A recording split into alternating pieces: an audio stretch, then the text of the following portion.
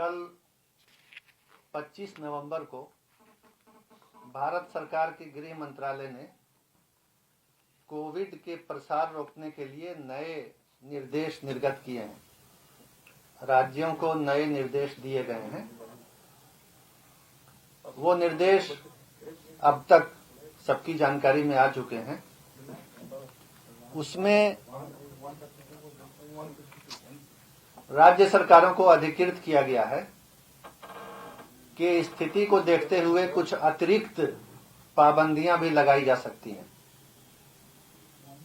राज्य सरकार के आपदा प्रबंधन विभाग में क्राइसिस मैनेजमेंट ग्रुप है, जिसमें विभिन्न विभागों के वरीय अधिकारी मुख्य सचिव महोदय की अध्यक्षता में बैठकर कोविड की स्थिति का जायजा लेते हैं और कोविड के आलोक में जो उपाय करने हैं उस पर निर्णय होता है। समुचित विचार विमर्श और निर्णय के बाद कुछ अतिरिक्त पाबंदियां, कुछ अतिरिक्त शर्तें, कुछ अतिरिक्त आदेश बिहार के लिए निर्गत किए गए हैं, जिनकी जानकारी मैं आपको देना चाहूंगा। जो भारत सरकार के आदेश में जो बातें हैं वो बिहार सरकार में लागू होंगी। उसके अलावा शादी के कार्यक्रम में अधिकतम 100 व्यक्ति स्टाफ सहित की ही अनुमति रहेगी। स्टाफ का मतलब है कि स्थल पर जो खाना खिलाने वाले वेटर वगैरह हैं और शादी के जो लोग मेहमान हैं, घर वाले हैं, 100 की लिमिट रहेगी। ये जो लिमिट है, ये सारी शर्तें जो मैं बता रहा हूं राज्य सरकार में, बिहार राज्य भर में, वो 3 दिसंबर तक, आज से 3 दिसंबर तक के लिए लागू की गई हैं।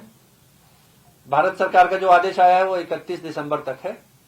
अतिरिक्त शर्तें राज्य सरकार की 3 दिसंबर तक लागू रहेंगी। फिर उसके बाद समीक्षा करके निर्णय होगा। शादी में अधिकतम 100 व्यक्ति स्टाफ सहित रहेंगे। शादी के कार्यक्रम में लोग फेस कवर या मास्क का उपयोग करेंगे। हाथ सैनिटाइज करने की व्यवस्था रहेगी। थर्मल स्क्रीनिंग रहेगा। विवाह स्थल पर जो स्पर्श करने वाली सतह, दरवाजे का हैंडल, कुर्सी, टेबल, नल, रेलिंग वगैरह, उसको सैनिटाइज किया जाएगा। जिन लोगों को कोविड के सिम्टम हैं उनको विवाह के कार्यक्रम में आने की अनुमति नहीं होगी। सड़क पर बैंड बाजा के साथ बारात का जुलूस निकालने की अनुमति नहीं होगी।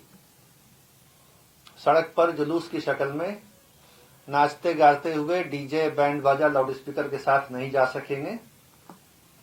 विवाह स्थल पर बैंड बाजा बजाने की अनुमति होगी, लेकिन सड़क पर बारात के जुलूस में नहीं होगी। ये शर्तें वैवाहिक कार्यक्रम के लिए लगाई गई हैं। श्राद्ध कर्म के लिए अधिकतम 25 लोगों की उपस्थिति की शर्त लगाई गई है। आदेश में राज्य सरकार ने कहा है श्राद्ध में अधिकतम 25 लोग ही भाग ले सकेंगे।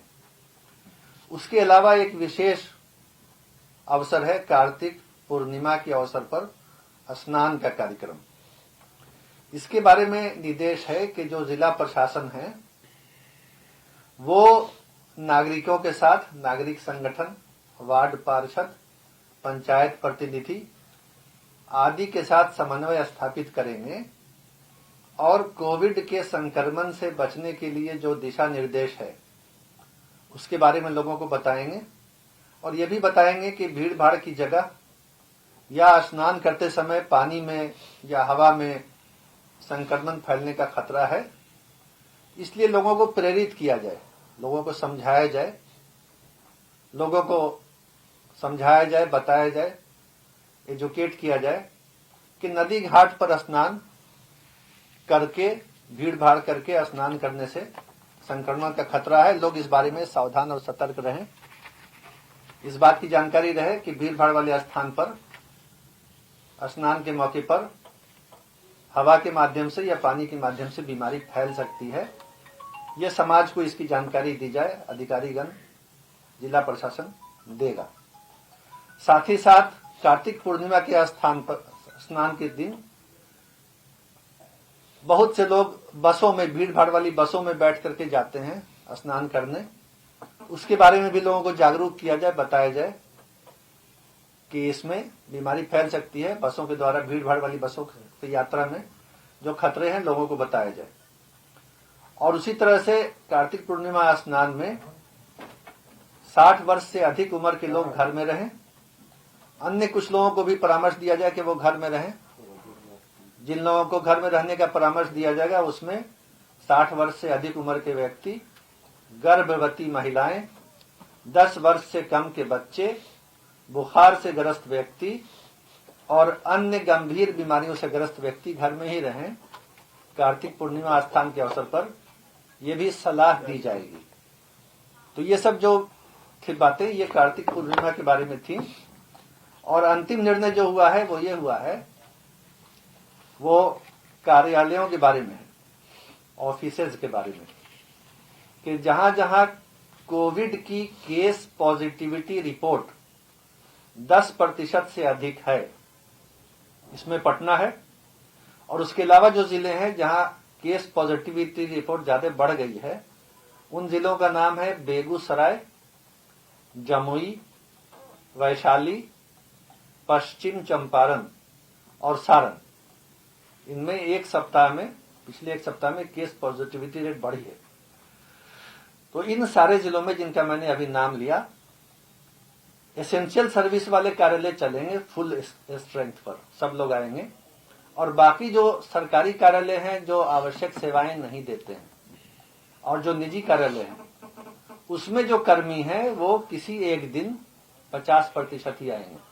प्रत्येक दिन 50% व्यक्ति ही आएंगे इन जिलों में, क्योंकि यहाँ केस पॉजिटिविटी रेट ज्यादा है। और उसी तरह से पटना जिले के अंदर जो गाड़ियां चल रही, बसें चल रही हैं, सार्वजनिक यात्री वाहन, पब्लिक ट्रांसपोर्ट जो पटना जिले के सीमा के अंदर चल रहा है या पटना से अन्य जिले या अन्य राज्य में जा रहा है, पटना से अन्य जिले या अन्य राज्य में जाने वाले वाहन, इन सब वाहनों में यात्रियों की जो संख्या होगी वो सीटों की संख्या से आधी होगी। जितनी सीटें हैं उससे आधी ही संख्या में ऐसी गाड़ियों में पैसेंजर बैठाए जाएंगे जो गाड़ियां पटना जिले के अंदर चल रही हैं या पटना से अन्य राज्यों या अन्य जिलों में जा रही हैं। तो ये सारे दिशा निर्देश जो हैं वो 3 दिसंबर तक राज्य में लागू रहेंगे। और भारत सरकार के दिशा निर्देश जनरल जो हैं, इसके अलावा वो अभी से लेकर के 31 दिसंबर तक लागू रहेंगे। तो ये नया निर्णय है जिसकी जानकारी मैं मीडिया के माध्यम से राज्य के सभी नागरिकों को पहुंचाना चाहूंगा और उनसे अपील करूंगा कि अपने आप को सुरक्षित रखें, कोविड से बचने के सारे सुरक्षात्मक उपाय करें और समाज को इस बीमारी से बचाएं। धन्यवाद। सर, एक बार सर फिर से जिन जिलों में कोरोना का मामला 10% से ज्यादा बढ़ गया, वहाँ पे सरकारी कर्मचारियों को क्या निर्देश था सर? आप प्रत्येक जी ये पक्ष आप स्पष्ट कर दीजिए। ये रहा आपका माइक।